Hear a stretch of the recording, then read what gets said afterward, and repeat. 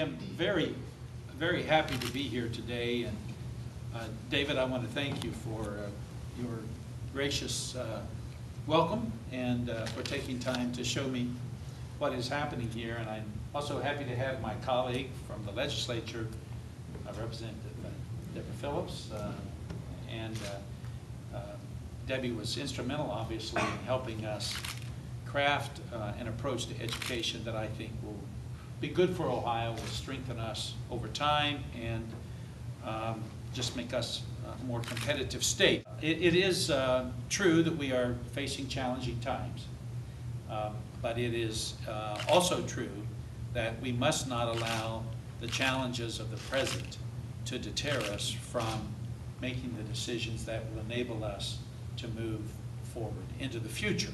I want to say a word about post-secondary education. Tuition at our public institutions had increased an average of 9% each year for 10 straight years.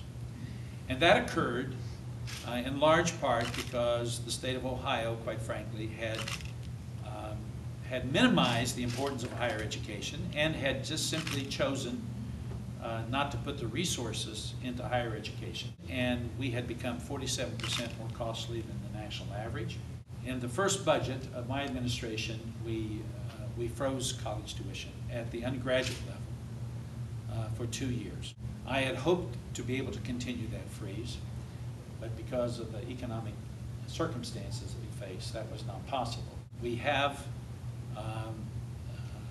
asked all of our institutions to raise tuition no more than 3.5% each year of the budget.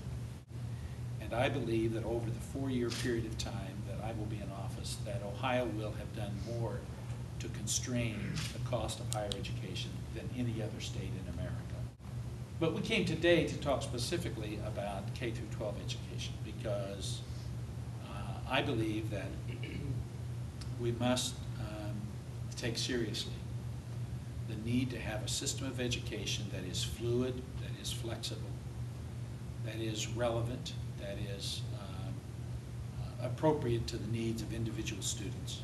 It is only as the people of our state get behind our efforts that we will successfully implement what we have placed into law. It was an attempt, and I think a successful attempt, to change the structure of funding in Ohio so that we went from a system that the courts had said was unconstitutional to a system that I believe meets constitutional muster and is consistent with the demands of our state's constitution. We think we have come up with an approach that meets the common sense test and that will, in fact, result in what the courts have said we must do. Reduce our reliance on the local property tax, because if there is an over-reliance, now the court never said there could not be the use of property taxes as a part of the proper funding for education. But when you have an over-reliance on the local property tax, you are going to have inevitable disparities, inequities, and in some cases inadequacies, because rich areas have more resources and poor areas have fewer resources. So we've decided to try to approach education by utilizing an evidence-based model. We've tried to look at the research and identify from that research what are the essential components or elements of a quality education, and then to commit our state for providing the resources necessary to do that. We can't implement the evidence-based model all at once. The first year of this 2-year budget is a planning year. We're putting no demands on our schools during this first year, but we are telling them what to expect and what they should prepare for and get ready to implement. And the first element of the evidence-based model that we are going to expect is all-day, everyday kindergarten. And that will be expected of all of our schools in the second year of the biennial budget. And then there'll be additional elements implemented over time as resources are available and as the implementation can be done in a planful, reasonable manner. We want to reform education by doing several things. We are developing a 4-year residency program for all new teachers. We are establishing levels of licensure, beginning with a residency license that would last for 4 years. If the teacher is able to complete that residency program appropriately, then they would receive a professional license, and then we would have 2 additional levels of licensure all the way up to lead teacher. I think this is good for the profession. So often in the past, a good teacher, if he or she felt like they were going to make progress in their profession, would find themselves going into administration. We want good teachers to be able to remain in the classroom and be adequately recognized and rewarded for being a teacher. We want to change the way we assess learning. We want to raise expectations. We want to establish end-of-course exams. We want to change the Ohio graduation test. We want to implement for every graduating senior the ACT. We want every graduating senior to take the ACT at no cost to themselves, their school, or their families. And quite frankly, we can do it for less cost than the OGT. We are requiring a major senior project to be completed by graduates. The international average for an instructional year is 200 days.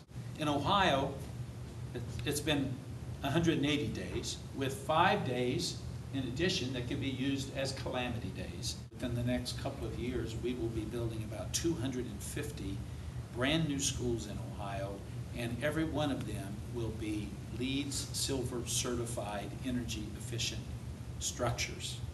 The reason I'm here is because this is a great success story. It's a company that was created locally. It has grown. It is achieving national and even international recognition. It's existing in a very competitive environment, but it is succeeding because of the leadership and the skill and the talent of those who work here. And that's an example of what we must do if we are going to have a successful future for our state and for the people who live in it. There is an unbreakable connection between academic achievement and economic growth and prosperity.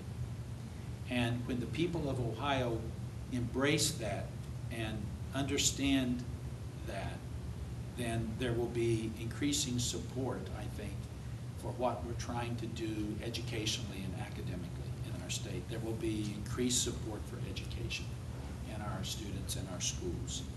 And so that's why I'm here. Now, change is difficult because it's easier to continue to do what you've always done. And that's a part of the human condition, I believe. But we cannot resist change and be successful. What was appropriate and adequate last year is not adequate and appropriate this year, and it certainly won't be appropriate and adequate next year. So we live in a very rapidly changing environment, and we need to make sure that we are continuously engaged in self-examination and have a willingness to challenge our own assumptions and approaches as we try to stay ahead of the curve, so to speak, and